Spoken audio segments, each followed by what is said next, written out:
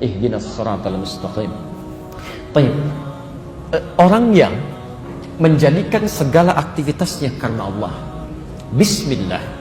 Makannya karena Allah, minumnya karena Allah, bekerjanya karena Allah, dari bangun tidur sampai tidur lagi karena Allah.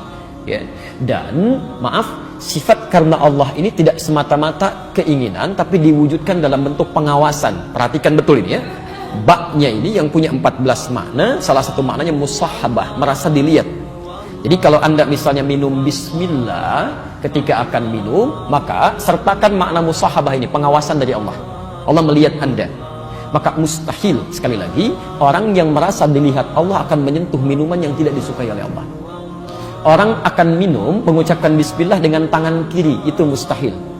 Orang akan minum mengucapkan bismillah dengan berdiri, itu mustahil. Karena tidak mungkin ada orang menyentuh sesuatu, melakukan pekerjaan, menyebut nama Allah, merasa diawasi, melakukan tindakan itu padahal yang tidak dibenarkan oleh Allah. Jelas di sini? Baik, Anda bekerja, bismillah akan tanda tangan, penanya dipegang. Mustahil menggerakkan pena ini menandatangan proyek yang tidak jelas. Ya, ibu bismillah mau bikin status, mustahil membuat status yang menyakiti orang lain. Ya, bismillah, kenapa kamu seperti itu? Ini sudah agak jauh gitu ya. Mustahil itu. Bismillah, taklim hari ini bersama Ustaz Fulan. Masya Allah, materi ini itu yang baik. Jelas ya? Maka ketika Anda lakukan itu, rahmat Allah akan diturunkan. Baik yang menghadirkan kebaikan dunia disebut dengan Rahman. Orang-orang yang menyertakan Allah dalam kehidupan dunianya, maka Allah akan sertai ia dalam kemudahan aktivitasnya. Kemudian itu akan menjadi bekal ibadah. Baik, sifat Allah yang memberikan kebaikan dalam bekal ibadah di akhirat nanti disebut dengan Rahim. Bismillah, Assalamualaikum. Kalimat Bismillah itu menjadikan kalimat yang kita ucapkan dalam pekerjaan kita bernilai ibadah. Bismillah, minum. Kalau Anda tidak mengucapkan kalimat Allah di situ, maka minuman ini cuma menghilangkan haus. Ketika Anda ucapkan Bismillah, Anda minum, kalimat itu yang menjadikan setiap airnya jadi ibadah, dicatat. Di akhirat diberikan hasil dari pekerjaan kita itu. Nah, Allah yang memberikan hasil dari pekerjaan kita, menempatkan kita di surga, itu banyak nanti turunannya. Ya, Masya Allah. Bahkan ada orang yang belum masuk surga, saking tingginya pahalanya langsung diperkenankan melihat Allah tanpa hijab. Itu sebelum masuk surga. Ada di Quran surah 75 ayat 22 sampai 23, posisi paling kiri sebelah atas. Wujuhu yawma idzin nadhirah. Ada orang-orang yang belum masuk surga, wajahnya sudah berbinar gembira. Ila rabbiha nadhirah. Dia bisa berhasil melihat Allah tanpa hijab.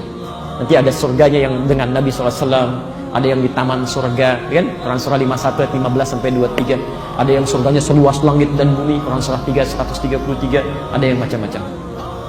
Kalau Anda sudah bisa lakukan itu, maka syukuri alhamdulillahirabbil alamin. Kalau Anda bisa bersyukur, saya sudah pernah terangkan supaya tidak meluas, maka orang yang bersyukur atas nikmat Allah itu, Allah janjikan akan ditambahkan kembali nikmatnya. Konsepnya di Quran surah ke-14 ayat ke-7, ya. Wa idz ta'adzana rabbukum la in syakartum la azidannakum. Maka setelah alhamdulillahirabbil alamin, kemudian dituangkan kembali kalimat tambahan Ar-Rahmanir Rahim. Siapa yang syukur kepada Allah, Rahman dan Rahim akan ditambahkan kembali. Jelas ya? Tapi jangan berbangga dulu, karena semua kenikmatan itu ujian, semua akan ditanya. Yang punya tetap Allah, itu cuma titipan saja, titipan saja. Ya, Anda diberikan nikmat misalnya, alhamdulillah, baju digunakan untuk ibadah. Allah tambah lagi, jangan bangga karena itu titipan. Digunakan untuk kebaikan. Yang punya tetap Allah. Yang punya disebut dengan Malik. Setiap yang punya akan mengambil dan bertanya. Saya titipkan kepada Anda, saya titip handphone ya. Satu kali saya ambil. Satu hari disebut dengan yaum. Saya tanya tentang titipan itu disebut dengan ad-din, kama tudinu tadinu tidan. Sebagaimana saya titipkan, saya akan tanya. Anda bertanggungjawabkan. Maka kemudian Allah katakan, kamu jangan sombong dengan apa yang saya titipkan. Harta benda kamu, kedudukan kamu, itu cuma bekal untuk ibadah, meningkatkan bekal kamu. Maka tetap Malik saya yang punya. Yaumuddin, kamu akan bertanggungjawabkan untuk saya berikan hasil dari perawatan titipan itu. Bagaimana cara kami merawatnya ya Allah? Dengan ibadah. Iyyaka na'budu. Jadikan semua titipan Allah itu sebagai ibadah. Ya, makan ibadah, minum ibadah, kerja ibadah, tidur ibadah, motor jadi ibadah, mobil jadi ibadah, duduknya ibadah. Jelas?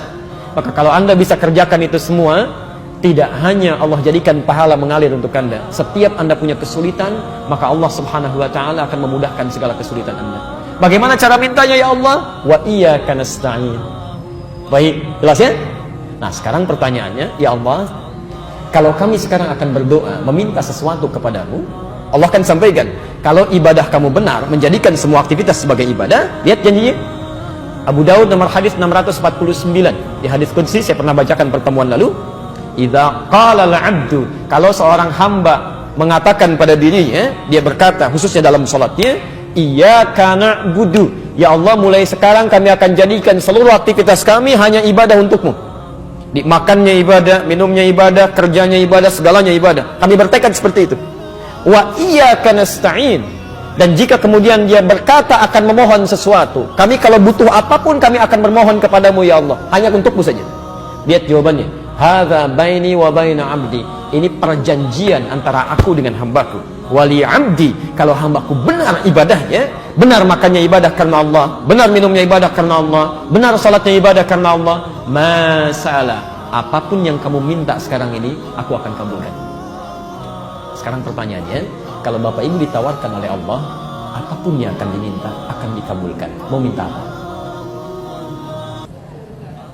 Ayo Bapak, ada yang surga, ada yang macam-macam, ada yang mikir dulu, ada yang saking banyaknya nggak bisa disebutkan ya.